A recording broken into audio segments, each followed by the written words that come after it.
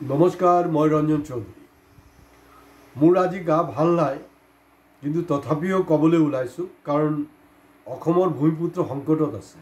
তো গতিকে মোৰ গা ভাল নাই বুলি যদি মই হাপুতি মাৰি বহি থাকোঁ তেতিয়াহ'লে নহ'ব। গতিকে সেইটো আমাৰ দায়িত্ব।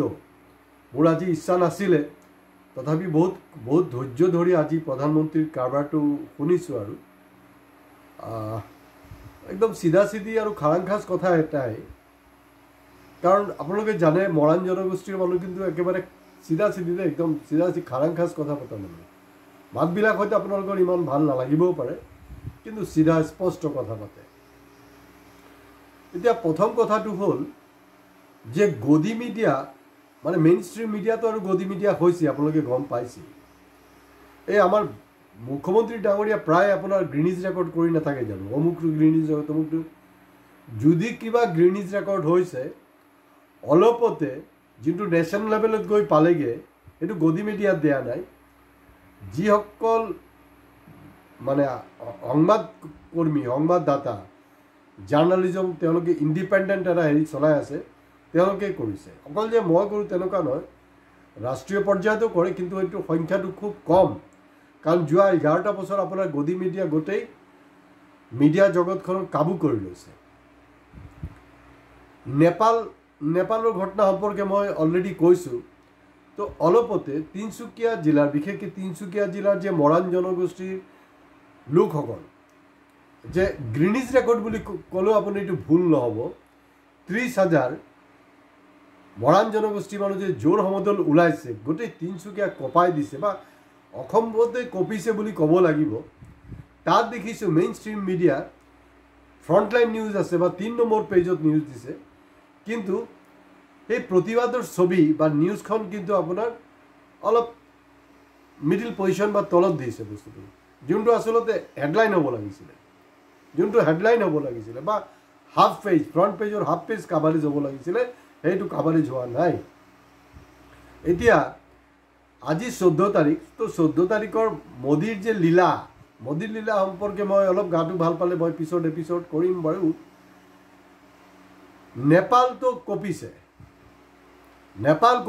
এইফালে কিন্তু আছুৰ যে নেতাবিলাক আছে, নেতা কি আৰু এইটো জেনেৰেল ছেক্ৰেটাৰী, প্ৰেছিডেণ্ট আৰু বৰ্তা সমুজ্জ্বল, সিহঁতেও কঁপিছে কিন্তু, কাৰণ দেখিছে সিহঁতৰ কণ্ট্ৰলত নাই। একদম নিৰ্লজ্জৰ দৰে ডাইৰেক্ট মানে কিবা কিবি তেওঁলোকে ক'বলৈ ষ্টাৰ্ট কৰি দিছে।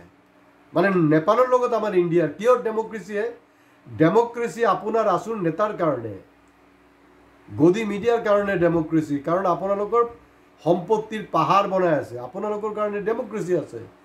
কিন্তু সাধাৰণ খাটি খোৱা মানুহ, জনগোষ্ঠীয় মানুহ, ভূমিপুত্ৰ মানুহৰ কাৰণে কিন্তু গণতন্ত্ৰ নাই। যদি গণতন্ত্ৰ থকা হ'লে তেতিয়াহ'লে ধুবুৰীত কোচ ৰাজবংশীসকলক যে এনেকৈ কোবালে, সেইটোলৈকে আপোনালোকে কোনো প্ৰতিবাদ কৰা নাই কেলে? একদম নিৰ্লজ্জৰ দৰে আছু বুলি ক'বলৈ বেয়া লাগিছে, আছু নহয়, চৰকাৰৰ দালাল, একদম খাৰাংখাচ কথা। আৰু এতিয়া এই গদি মিডিয়াই আপোনাৰ নেপালৰ নিউজ কাভাৰ কৰিবলৈ গৈ আপোনালোকে দেখিছে ইতিমধ্যে যে এইটো পুৰা একদম মানে হ'লচেলত জোতাৰে পিটিছে নেপালৰ মানুহৰ। গতিকে তিনিচুকীয়াত হওক বা বিভিন্ন অঞ্চলত যেতিয়াই গদিয়া মিডিয়া আহি পাব, কাৰণ তেওঁলোকৰ কুৱেশ্যনবিলাকতে আপোনালোকে গম পাব, চিধা একদম জোতা খুলি পিটিব, বেলেগ আৰু কোনো ৰাস্তা নাই, বেলেগ কোনো ৰাস্তাই নাইকিয়া। কাৰণ গদি মিডিয়াক যদি নেপালত পিটিছে, অসমত পিটিব লাগিব নেক্সট। ইণ্ডিয়াৰ বেলেগ ষ্টেটত পিটিব পাৰে নোৱাৰে সেইটো পিছৰ কথা। 14 তাৰিখৰ ভাষণত যি নৰেন্দ্ৰ মোদী নিৰ্লজ্জৰ দৰে 11 বছৰ আগত কৈছিলে জনজাতিকৰণৰ কথাটোক আমি 100 দিনৰ ভিতৰতে কমপ্লিট কৰিম, তাক বৃদ্ধাঙ্গুলি দেখালে, এটা শব্দ কোৱা নাই, এটা শব্দ কোৱা নাই। কিহৰ ভূপেন হাজৰিকাহে ধেমালি হৈছে নেকি? এইটো 8 ছেপ্টেম্বৰ ভূপেন হাজৰিকাৰ জন্মতিথি, তেওঁৰ জন্মতিথিৰ প্ৰগ্ৰাম মোদীৰ ইচ্ছামতে হ'ব নেকি? হিমন্ত বিশ্ব ইমান মানে তেওঁ যে কৈছে মোতকৈ মানে হেৰি মানে পাৱাৰফুল চিফ মিনিষ্টাৰ কোন আছে, মোতকৈ পাৱাৰফুল কোন আছে? হয়, আপুনি পাৱাৰফুল নহয় হিমন্ত বিশ্ব শৰ্মা ডাঙৰীয়া, আপুনি যে পাৱাৰফুল নহয় তাৰ কাৰণ মই ইয়াৰ আগৰ এটা এপিছডতো আপোনাক কিন্তু সকীয়াইছিলোঁ, জনাই দিছিলোঁ, সজাগ কৰিছিলোঁ। তাতো মই দেখিছোঁ কমেণ্ট বক্সত কোনোবাই লিখিছে মোক যে দাদা মামাক আপুনি গাইড কৰিব। তেওঁ মোৰ গাইড ল'বলৈ আছেনে? তেওঁ মোৰ গাইডেন্স ল'বলৈ নাই কাৰণ মইতো চাফলা তেল মাৰিব নোৱাৰোঁ আৰু মই কিয় মাৰিম মোৰ দৰকাৰ নাই নহয় মই MLA MP অমুক তমুক এইবিলাক হ'বলৈ মোৰ লাইফৰ টাৰ্গেটে নহয় মই জীৱনত বহুত সুযোগ পাইছোঁ আৰু জানি শুনি মই এৰাইছোঁ এইবিলাক গ্ৰহণ কৰা নাই সেইকাৰণে আজিও স্পষ্টকৈ ক'ব পাৰিছোঁ আজি নেশ্যনেল অৰ্ণৱ গোস্বামী যি নাকি নিজক অসম সন্তান বুলি কৈ থাকে লাজ নালাগে অসম মানে অৰ্ণৱ গোস্বামীক কিয় আপোনাৰ মৰাণ জনগোষ্ঠীৰ যে মানে এনেকৈ এটা ডাঙৰ যে কাৰবাৰ কৰিলে সেইটো কেলৈ হেৰি কৰা নাই আৰু মৰাণ জনগোষ্ঠীক মই এটা আহ্বান জনাইছোঁ যে তেওঁলোকৰ যোনটো আন্দোলন তেওঁলোকে আন্দোলনত ইতিমধ্যে ছ'চিয়েল মিডিয়াত যি আহিছে আপোনালোকে অৰ্থনৈতিক অৱৰোধ যদি ফলপ্ৰসূ কৰিবলৈ হয় মোৰ ভাইসকল মই খালি এটাই কথা কওঁ মই কাকো উচতনি দিবলৈ খোজা নাই যদি প্ৰকৃতাৰ্থত অৰ্থনৈতিক অৱৰোধ কৰিবলৈ আছে তেতিয়াহ'লে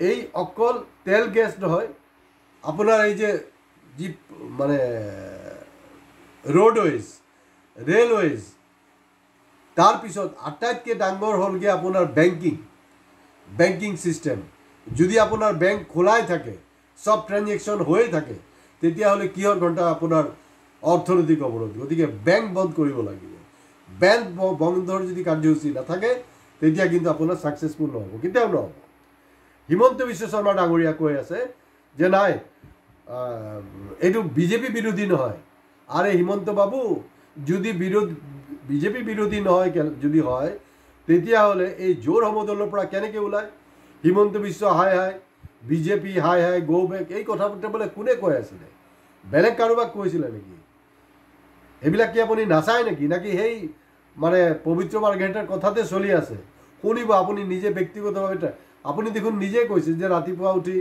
পেপাৰ পঢ়ে পেপাৰ নহয় পেপাৰটো আপুনি কিনি থৈছে বাদ দিয়ক আপুনি এই ছ'চিয়েল মিডিয়াত যি কথা বতৰাবিলাক ওলাই আছে at least Ranjan Choudhury official YouTube চেনেলত যি কথা বতৰাবিলাক পাতি আছোঁ আমি এইবিলাক শুনক এইবিলাক শুনিলে আপোনাৰ উপকাৰ হ'ব আপুনি কি কৈছে যে নাই এইটো বিজেপি বিৰোধী নহয় আৰে ভাই লাজ চৰম আপুনি চব বাদ দিছে নেকি বিজেপিৰ এগেইনষ্টত জোৰ সমদলৰ পৰা প্ৰতিবাদ ওলাই আছে আপুনি কৈছে বিৰোধী নহয় তাৰপিছত আপুনি কৈ আছে যে না বিজেপিৰো ইয়াত চামিল হৈ আছে যদি মৰাণ জনগোষ্ঠীৰ আন্দোলন বিজেপি চামিল হৈছে তেতিয়াহ'লে অৰুণজ্যোতি মৰাণ ক'ত হেৰাই গৈছে যে ইমান টাবৰ নেতা অৰুণজ্যোতি মৰাণ নিৰুদ্দেশ তাৰ খবৰে নাইকিয়া অৰুণজ্যোতি মৰাণ নাই হয় আপোনাৰ মুখৰ পৰা আচল কথাটো ওলাই গ'ল গতিকে মৰাণসকলে যদি জনজাতিকৰণ স্বায়ত্তশাসনৰ এই গোটেই প্ৰক্ৰিয়া যি আপোনালোকৰ দাবী আছে যদি পাবলৈ আছে তেতিয়া হিমন্ত বিশ্ব মুখৰ পৰা যি কথাটো ওলাই গ'ল আচলতে তেখেতে কোৱা নাই